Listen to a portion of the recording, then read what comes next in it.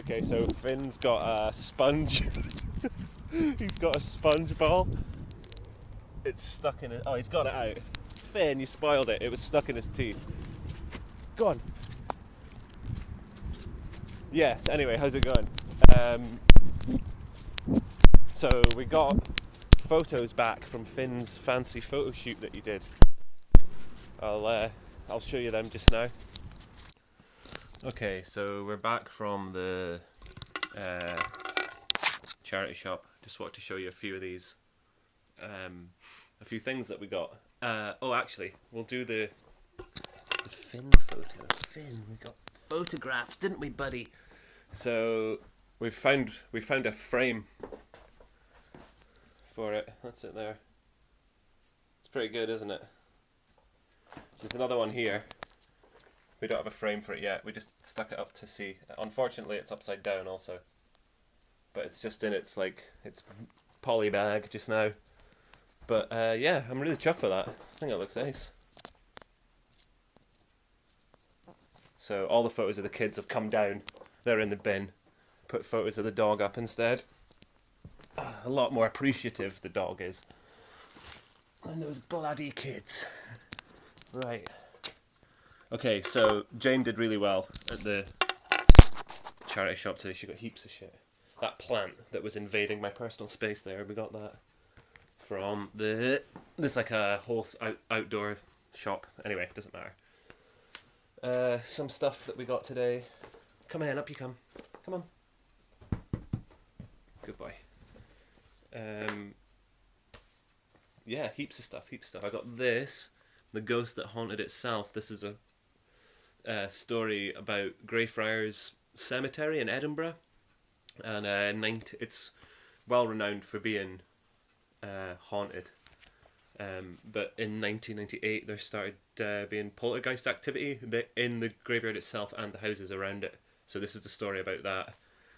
If anybody, I see stuff like this all the time, kind of like Scottish, English ghost story, haunted castles, stuff like that. If that's something that any of you guys watching in America are interested in, I can pick things up like that. It costs nothing. That was like 50 pence or something, that book. So if that's the kind of thing that you guys are into, let me know and I can start collecting stuff like that for people. I got this. I wouldn't have even said I'm a fan of Dan Brown, but I've read every single one of his books. So that's the new one. That was £1. Someone's obviously read it and put it straight into the charity shop. I was pleased to get that. This is The Hydrogen Sonata by Ian M. Banks. This was the last book he did whilst he was still alive. What was the last one called? The Quarry. He actually died before that book was published. So this book is signed by him. I think this Hydrogen Sonata is the last book it's possible to have signed by him. So I've got that. Unless there was some advanced copies of The Quarry, but that would just be insanity, finding that.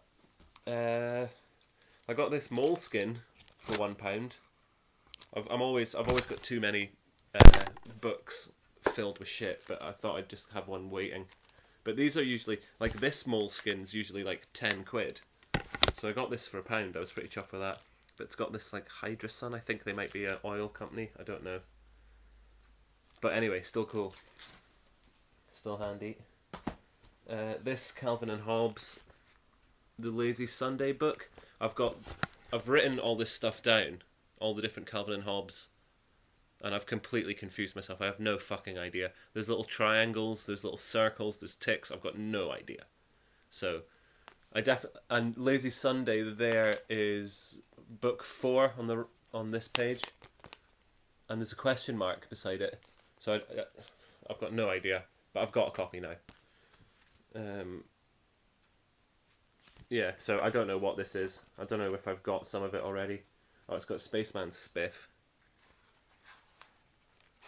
It's so nice seeing them coloured and full, well, coloured anyway, but full page like that. Awesome. Awesome. And yeah, this. I went into, I'll tell you that story later, but my pants and sorry, no, my t-shirt and jumper were tucked into my pants there, not even my jeans. What the fuck? So yeah, so we were up at the box room, and she had a Nintendo 64 still in the box, like brand new. All these games like Banjo-Kazooie, Mario Kart 64, Super Mario 64 still in the box. Unbelievable. As I left, she was putting 45 quid on the bloody Super Mario Kart. But like, these boxes were prime, didn't even look like they'd been touched. But the Nintendo must have been such an early Nintendo, it had a RF cable instead of the component, so they were struggling to tune it in. I managed to get it tuned in, but but yeah, like, I don't know, like, they've got a Nintendo 64 in the box. Who's gonna buy it? I don't, like, you'd need a serious collector to pick that up. Because I was kind of saying to her, like, these in-boxed games go for so much more money that I know me especially, I would never buy them because I just don't see the point. Like, especially if I'm going to play them, I'll just take the box would be nice, but I'm not worried.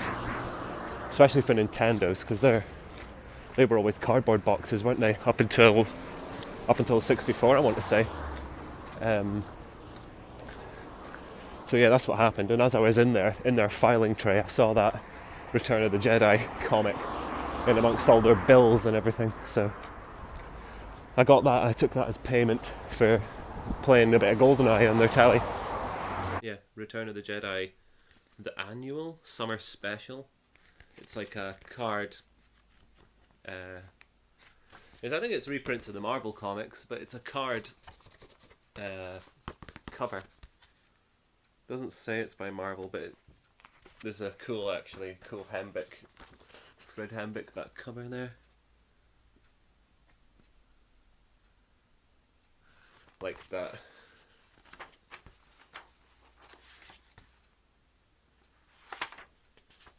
Yeah, so it's definitely the Marvel. There's a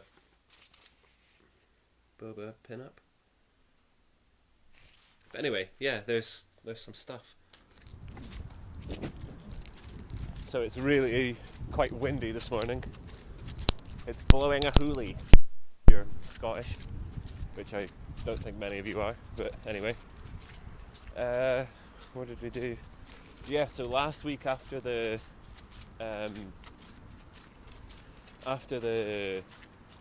photo shoot for Finn, we went to a market called Thainston that happens every week. We were a bit late, so everybody was kind of packing up. I went to look for some 64. He didn't have any with him. Well, he just had a couple of crap ones. But he said that he's got a shop in the town over. So we went and had a look there. And it seems to be with all the retro consoles that he's got. Most of the, like, whenever he gets in the games, all the good titles go straight away. And he's left with, like, you know, like FIFA 93 and, you know, all the sports games and like the snooker games and everything that nobody really wants. So he had plenty of them. I could have had any snooker game I wanted for any console. But he had, oh Finn, you're absolutely mad. Look at the state of him.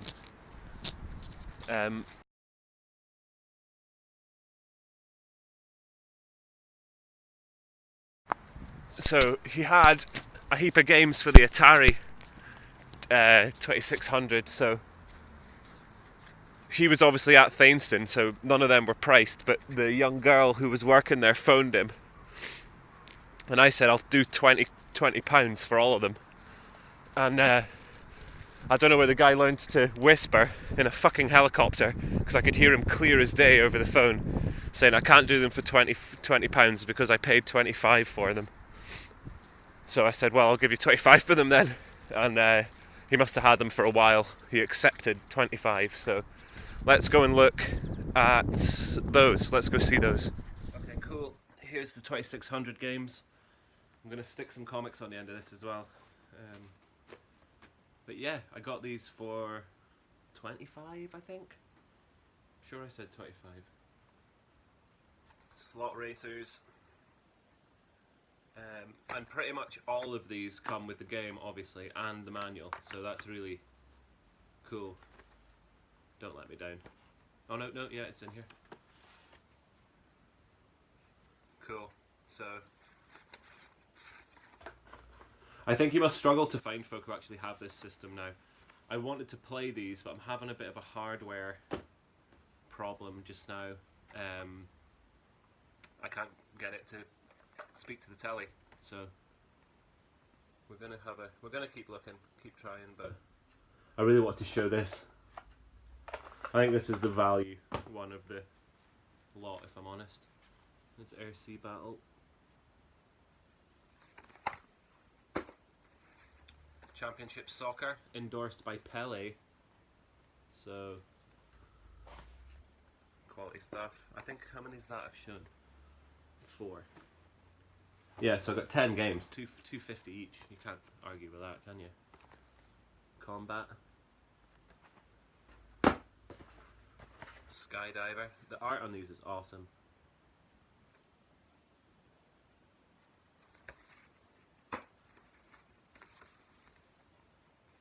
Video Olympics. This one feels really heavy. The book in this must be mighty. Oh yeah, it is. Look at this thing. It's an absolute tome.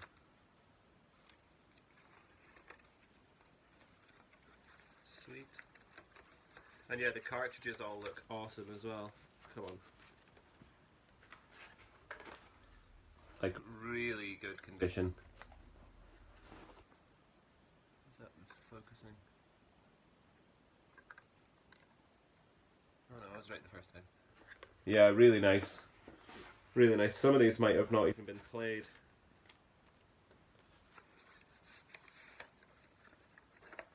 Some of the boxes are bleaching a little, but I mean, what do you expect?